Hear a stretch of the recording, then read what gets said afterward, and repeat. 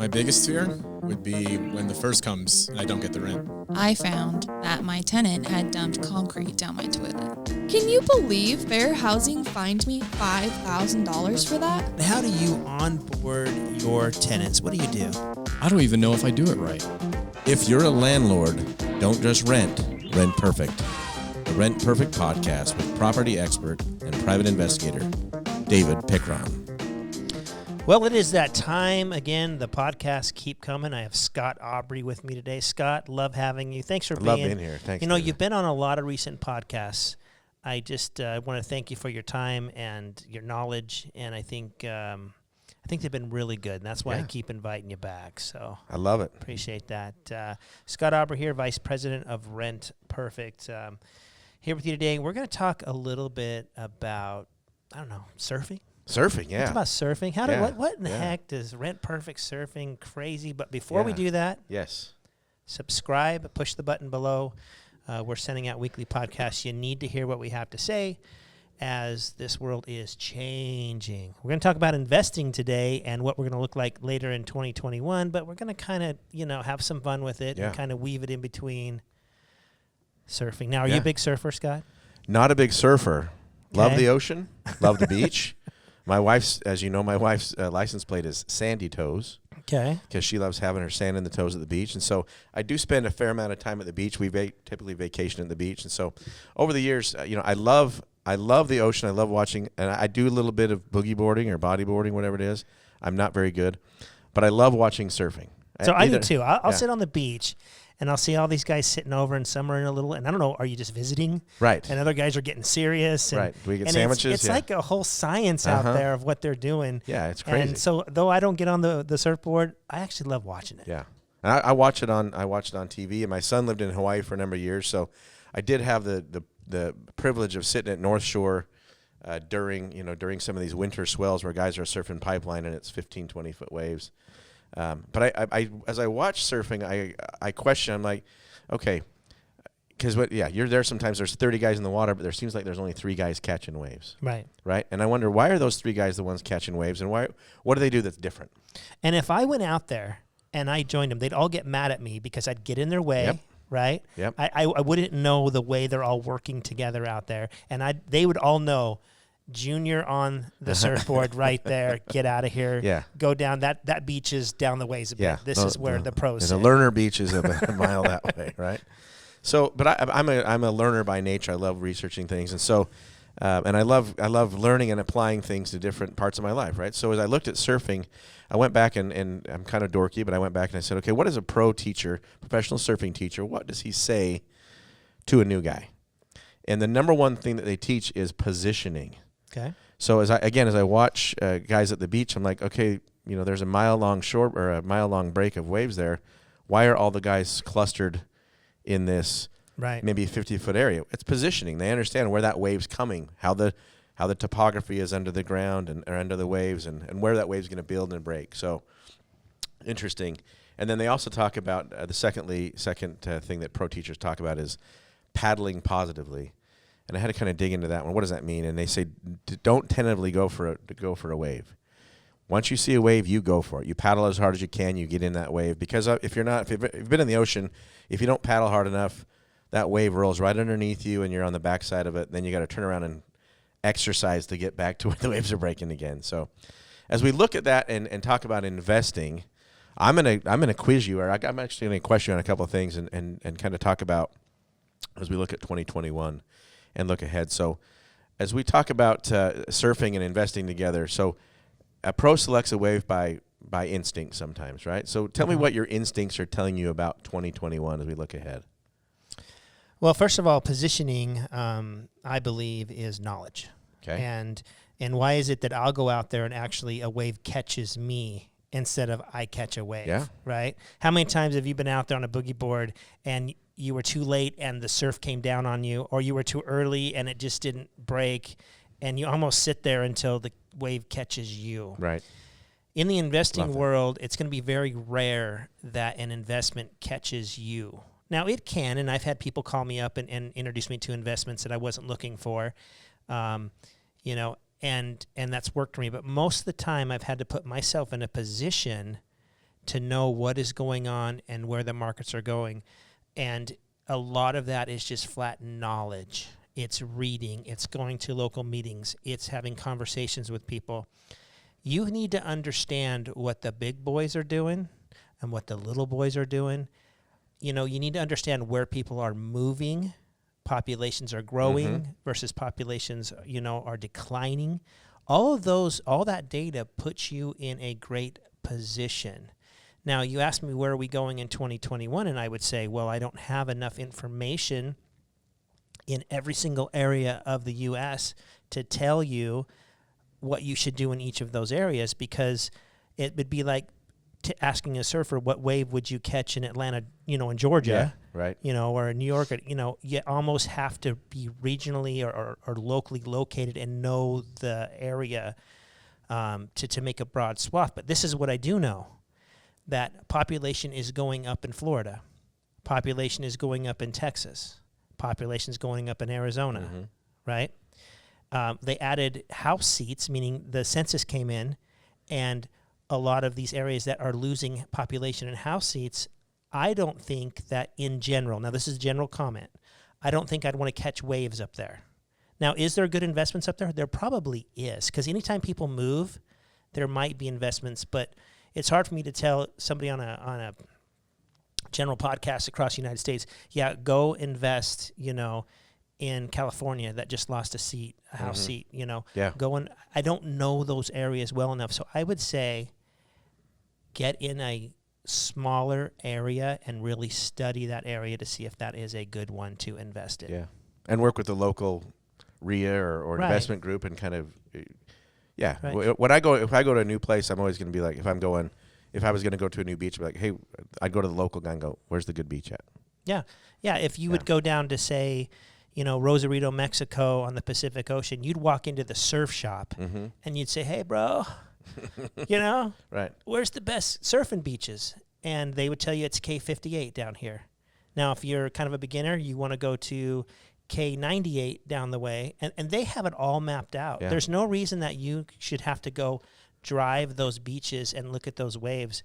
Why don't you just take advantage of research, other investors, get to know what they're doing, and then just follow it. Yeah, that expertise, right? That's harder. Exactly. So what are there certain things that you visually? I know surfers look at they visually watch those waves come in. So, are there certain things that you're seeing, kind of in a nationwide market that you visually see? This is what's changing, and this is what's happening.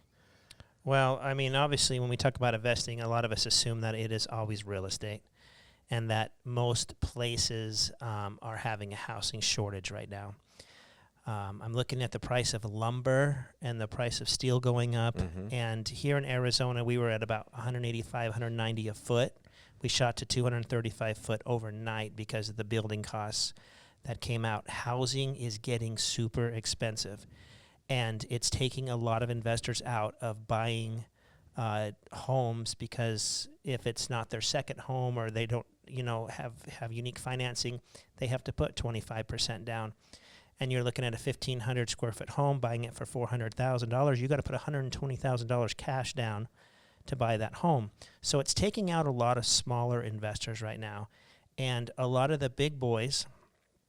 When I say big boys, I'm talking about hedge funds that are sitting on billions and billions of dollars. Well, how much interest is the bank paying you right now? Not a whole lot. Not a whole Zero. lot. Their whole goal as a hedge fund is to make money for their investors. You give them money, they give you more money back. Yep. They cannot sit on money, right? And so they're coming out and buying, like 2 weeks ago in Phoenix, they bought 500 single-family homes in Phoenix. And what is that going to do to small investors who just get 500 homes taken from us that now is out of kind of our pool? Yeah. Right? In a market that already has a low inventory, this big group comes in and swallows up. Right. Yeah, it obliterates. Because if you find a little sweet spot in your investment world, whether it's fixing up, you know, I had Tim Abner on a little while ago, and he talked about fixing up mobile homes, you know. I've never been in that market, right? Or you go and you start playing with some VRBOs in a certain area, and you start hitting it pretty good, and you start getting a really good return on your investment. Who do you think's watching you?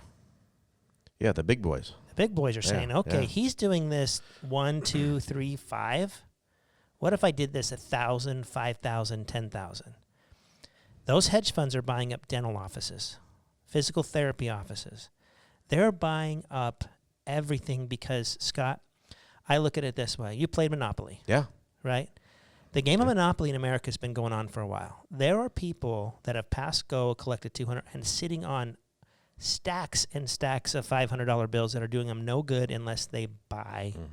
Right? So they're even like, well, okay, a lot of the property's gone. Let's buy dentist office and let's buy medical. I mean, it is crazy how much money the top guys have. And so I'm telling you, you know, in your positioning and in your knowledge, if you find an investment that you think is going to work, you got to now go for it because you don't have a whole lot of time to sit on the sidelines and say, oh, is that good? I used to do that. I bought a home 10 years ago. I remember it was like $86 a foot. Like, I mean, we all have the stories where, man, I should have bought like 100 of those, you know? So, and I'm sitting at a local RIA, and Alan Langston is on stage, and he's like, if you can buy a home in the $80 a foot right now, buy it. And I've been playing with that for a week or 2 or 3, and I finally, from there, bought that home.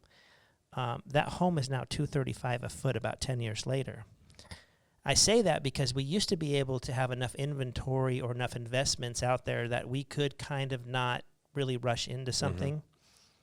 But because these big guys have so much money and they're coming in with cash, if you see something that can make you money, you've got to probably move quicker than you used to. And I think one of the things you talked about surfing was getting to that wave, like paddling positively.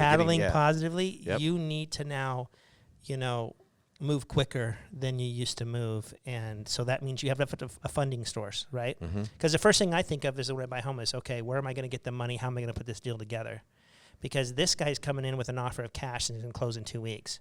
Well, I need 45 days, and I'm going to get smoked on that whole investment you're left by behind, one of these guys. And so you really need to get nimble, and you need to be able to operate a little bit quicker than we used to. Yep, that wave will roll right past you, right? Yep. What I love, you know, one of these surfing coaches I read, kind of the results. He says, well, the results of if you follow my course, if you do the things I do, he says, number 1, you're going to get the best waves. Number 2, fewer wipeouts. Number 3, less tiring. And number 4, and I think this is, all of us want this, more fun. More fun. So as we apply that to the investing game, get the best waves, right? Yes, absolutely. Yeah, we're going to get the best homes that are out there, or the best ones that fit us. Fewer wipeouts. I think every investor wants fewer wipeouts. Right. No wipeouts, right? They want to be less tiring. We have a lazy landlord series we're getting ready to launch, so kind of a teaser for everybody to start looking for that. And then obviously more fun. But you know, it's interesting. We're talking about investing on this podcast, but you can roll this right over to being a landlord and what I call investing into your second investment, which is your people, right? So you want to have better people, less wipeouts, right? Yep. So once you get that piece of property, and if it's a long-term hold investment, we're talking about investments in general, in order to hold that, to get the appreciation, we have to put people in there. And so let's talk about investments. Let's talk about moving quickly on the investment side of times, but let's slow down and make sure we put the right people in it. So when we talk about moving quickly nowadays as investors, that's for the that's purchasing. Yeah, that's the property side. The property side. Yeah, not the person side. Let's not get in a hurry over on finding the people that are going to rent the place, because what you're going to find is you're going to find a major housing shortage, because those hedge funds that are buying the 500 at a time are only going to hold those homes for 2 or 3 years. They're going to sell those homes at a much higher price, and there are not going to be investors that are lined up to buy those homes again. They're going to be homeowners that are going to live in it. So I think predictive-wise in the next 5 to 10 years, you're going to see a lot less single-family homes available to investors. And if they're not available to investors, they won't be available to rent. And you're going to see a lot more of the rental community moving into multifamily because housing is getting so expensive to live in your own single-family home in the future and rent one out. In those population areas I'm talking about are almost going to be too hard or too expensive to rent to it. Financial hardship. So we're going to be growing up. The high-rises are coming, and you're going to be, if you're renting, you're probably living on the 5th, 7th, 8th floor. You know, I visited Turkey 3 years ago, and in Turkey, you hardly have any single-family homes. You have all high-rises. Everybody lives in flats. They live up, and I know New York and Chicago and a lot of those places are. But when I say no single-family homes, I mean, I'm driving through the country seeing no single-family homes. And I think the days of renting a single-family home in the next 10, 15 years are going to be very difficult for people. That's awesome. I appreciate you sharing all these good insight, especially as we talk about, analogizing things. It's just we all want to get in on the right wave.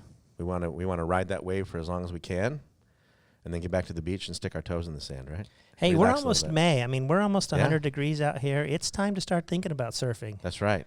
So let's go do it. Yeah. Well, we hope you enjoyed this episode of the Rent Perfect podcast. We always appreciate you here. We'd love to hear from you. Comment below. Give us a call. We're just one big community trying to survive some fun times, really. And thanks again. And until next time, continue to rent perfect.